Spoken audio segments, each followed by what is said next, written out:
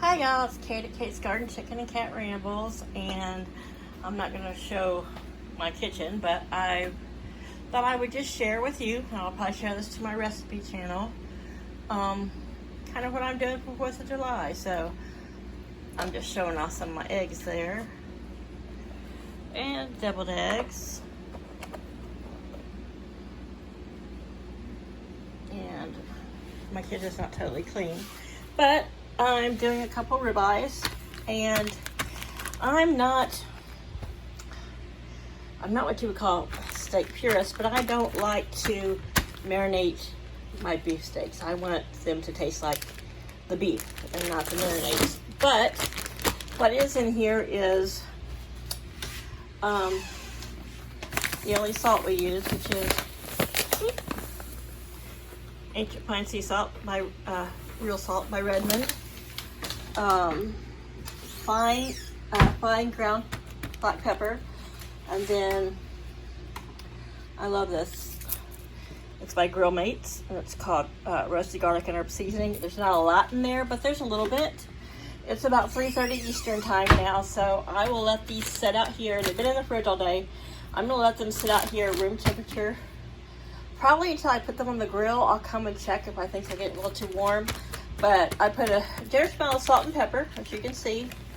And you can see some of the Grill Mates in there. And I kind of do it like a dry rub. If these were pork, I would probably add some Worcestershire, just depending. So in the steamer, I've got some Silver Queen corn and green beans from my garden. Here in olive oil is garlic cloves and an onion quartered. And this is going to go into this little thing for the grill with these organic whole baby bella mushrooms. I don't eat mushrooms. I don't like mushrooms. But I will, before they go into the basket, toss them around in here so they get a good coating of olive oil. I don't like to coat them too early. I may throw them in there an hour or so, but or I may just, like now, just toss them and let them sit. But I won't really toss them in the olive oil. I don't want it to break down anything, the garlic, but the onion, the garlic, whatever. But that's what I typically do. I just set them there on top. I'll let these sit. And then about probably 15, 20 minutes before they go on the grill, I will probably add a little bit more olive oil. I'll put the lid on. I'll shake it around, make sure everything's really good and coated in olive oil. And then we'll go into this little cylinder basket, and it'll go, I'll set it between this, once I flip the steaks to their, flip them over. See, I like mine medium to medium rare. Paul likes his medium to medium well. So just on feel and touch, I'll decide when I throw that basket in there. But that is going to be our 4th of July meal. Nothing super fancy, just this is probably the first 4th of July in 12, almost 13 years that I've ever even done anything for 4th of July. Often Paul has, if it's on the weekend, he typically has ambulance duty, and pretty decent ribeyes. Like I said in the earlier video, I haven't bought steaks in, oh my God, probably maybe once since COVID. We bought some roast, and Paul buys some beef, but he does get better deals and better cuts of meat if he gets it on the VX on post, which is at Dover Air Force Base.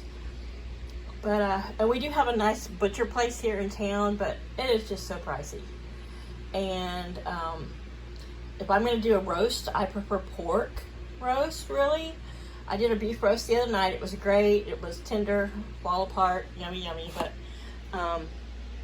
so that's what we're going to do for our holiday meal. And we don't really have a dessert planned. I didn't make a dessert.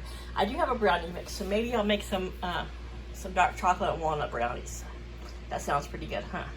But anyway, that is going to be our simple. We also have a salad, which is organic spring mix, and then I've got a bunch of organic cherry tomatoes, and I looking forward to it. I had, good 2 servings of green beans from picking yesterday and today.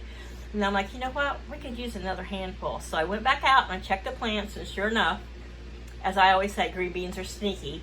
And I had probably a good 6 to 8 more green beans that I picked.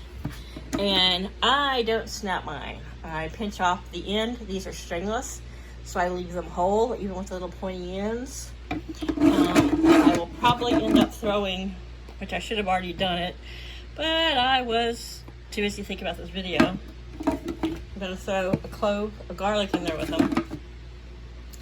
And those will go in the steamer for about 25 minutes. I put the corn, probably actually 30 minutes, because the corn's on the bottom, so it's going to get the most heat first, because it needs to cook a little bit longer. But yeah, I love the steamer. That's how it is. I'm going to put this on, share this with you guys. And once again, I just want to say happy July 4th. Yum, yum. Bye, y'all.